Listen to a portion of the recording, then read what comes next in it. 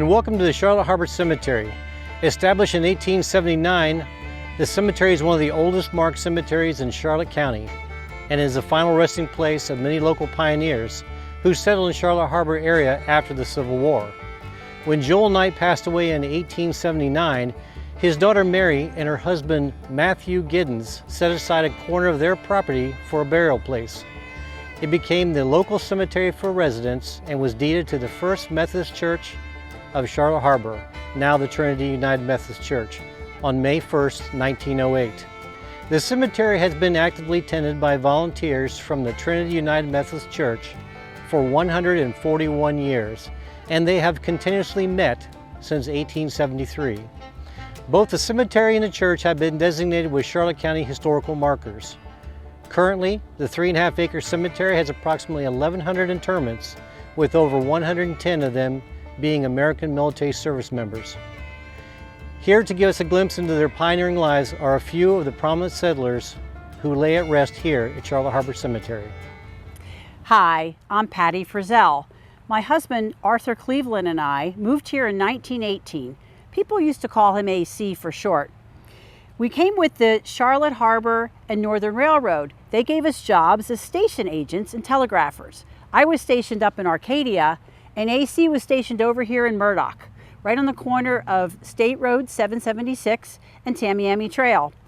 It was pretty slow around here back at that time, so AC would often wander away from his station post. And unfortunately, one day the president of the railroad showed up, and he wasn't there. He was out tending to his garden, so AC got fired. Fortunately, we were lucky enough to have saved enough money to buy the old Murdoch General Store, and we started investing in buying large portions of land here in the area, all around Murdoch. The land was full of pine trees, and those pine trees had turpentine in them, so we started a very successful turpentine business. After the trees were tapped out, we'd cut them down, drive up our portable sawmill, and sell them for lumber.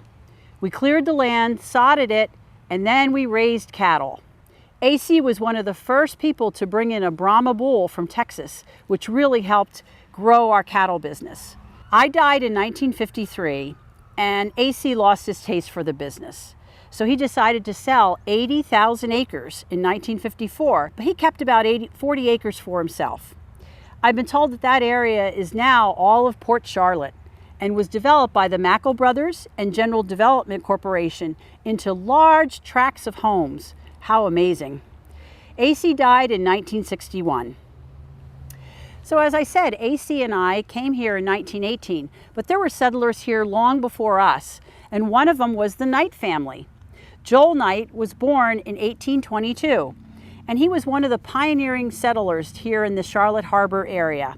They called their settlement Live Oak Point. Later, his settlement was combined with another nearby one into Charlotte Harbor Town.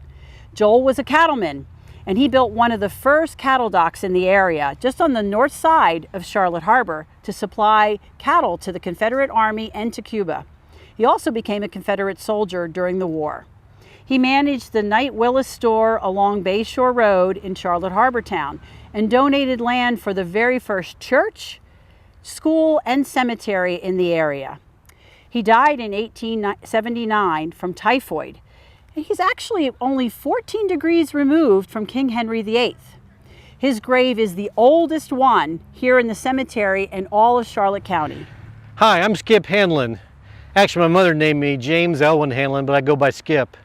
I was born just after the turn of the new century in Portland, Maine. When I was 7, my father gave me a small mandolin, and from that day I loved music. After a tour in the Merchant Marines, I began to pursue my interest in music in New York. My first instrument was the violin, and it ended up I could play just about everything else, but I really enjoyed the tenor banjo. I could make that banjo sing, so much I became known as the world's greatest banjo player. I soon became a featured performer for the Major Bull's vaudeville shows using the stage name John Jewel. We played all the major cities while on tour, but soon after the Depression, vaudeville was dying and on its way out. I felt very fortunate to play during the final years of vaudeville. But in 1937, I left the stage to be with my father here in Florida. My timing was perfect. I just so happened that Charlotte High School needed a band director and I fit the bill. I was the high school band director in Punta Gorda, the very first one they had. I married and started a family. I drove around Florida to work with the various high school bands. I worked to give students a greater awareness and appreciation of art, music, and culture. Over the years, I composed many swing marches for high schools and college marching bands. Some of my favorites were the Charlotte Harler Stomp, that was my first published work in 1944, Stepping High, Jungle Jump, and Swanee River Ride. Some of them became real popular. In England, the Band of the Welsh Guards, the Queen's Own, and the Royal Artillery Band each recorded one of my compositions. The Florida Gator Band used my piece Steppin' High to enter the field for their halftime marching presentations. I was one of the first in the South to use lights on the hats for high school band players. The Charlotte High School Band scored another first when they performed jazz and swing pieces at football games. And I was the first in the nation to use flag girls in high school marching bands. Boy, that really caught on with the high school bands. Then later I was hired as a Charlotte County truant officer. I got to work with kids who were having trouble in school.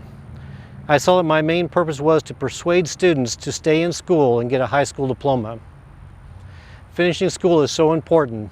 I hope I made a difference.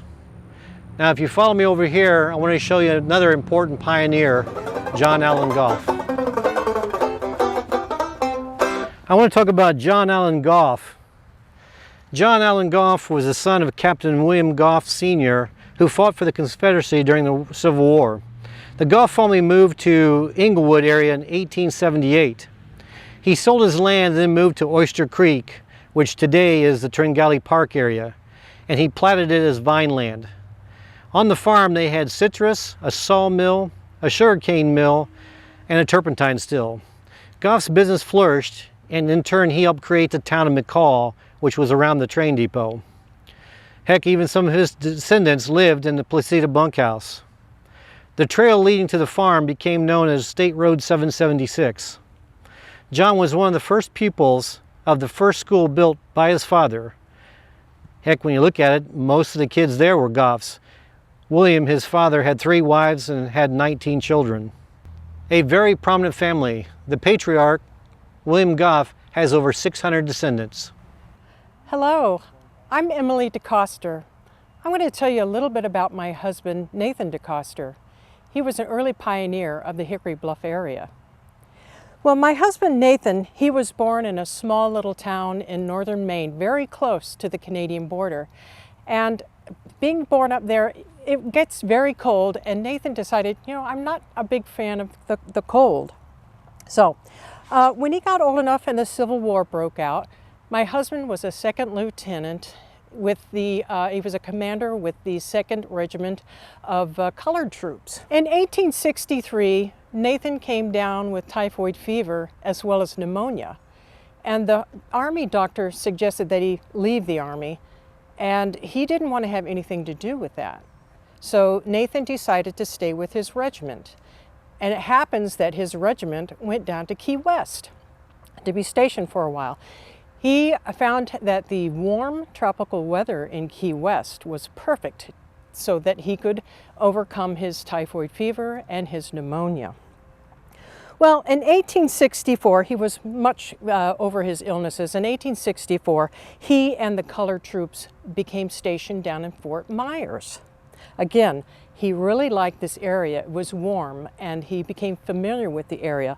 And a year after being in this area, he was able, in 1865, to get some oaths of allegiance from some of the former Confederate soldiers in the Peace River area.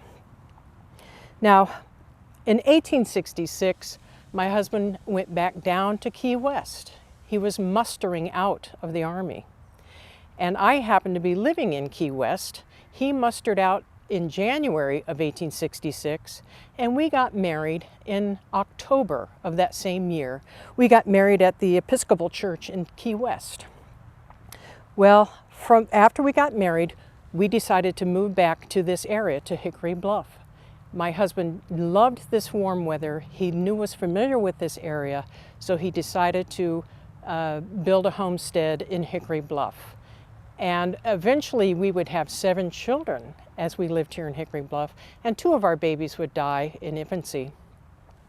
My husband had many hats that he wore. First of all, he was a sawmill owner.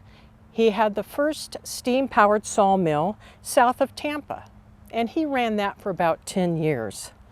And he was not only a sawmill operator and owner, he also had cattle. We had citrus that we would grow, tropical plants, and even tobacco. And not only did he have all those jobs and all those hats to wear, he had even more hats to wear. He was a justice of the peace for Manatee County. He was a judge for Manatee County, and he was on the DeSoto County Board of Health. He was also the postmaster of Charlotte Harbor, and as well as the customs inspector for Charlotte Harbor. That, my friends, is about all I can tell you right now. I've got someone else I need to take you to and introduce you to. Well, I wanted to introduce you to another gentleman that's within this cemetery. His name is Forrest Nelson. Well, Forrest was born in 1901, but his family moved to this area in 1907. Nelson held many jobs in his life. He was one time a cook for the Knights and the Whedon families, who were cattle people. He also helped barge citrus to the Knight family packing plant. Later, the business of the Nelsons was laundry, vegetables, beekeeping, turpentine, ornamental plants. Forrest thrived as a horticulturist. He was very good at growing tropical plants, roses. He was so good at it that Baron Collier had hired him to provide roses for the Usepa Island Club. Now in 1930, Forrest purchased 180 acres of land around the Murdoch area, where he raised orchids, roses, ornamental bushes, vegetables, and he even raised bees. The area of his homestead now has Forrest Nelson Boulevard running through it. We welcome you to visit the Charlotte Harbor Cemetery, where you can read the historical marker and also find a self-guided tour map at the front gate. We encourage you to join in the history quest to find a hidden geocache. The geocache is a modern-day scavenger hunt, fun for the entire family. Drop by to visit this historical location and take the self-guided tour to learn about our pioneers who settled here and helped make this our tropical paradise home. This perpetual care cemetery is still active and available to anyone as a final resting place. The cemetery is open from dawn to dusk. Thank you.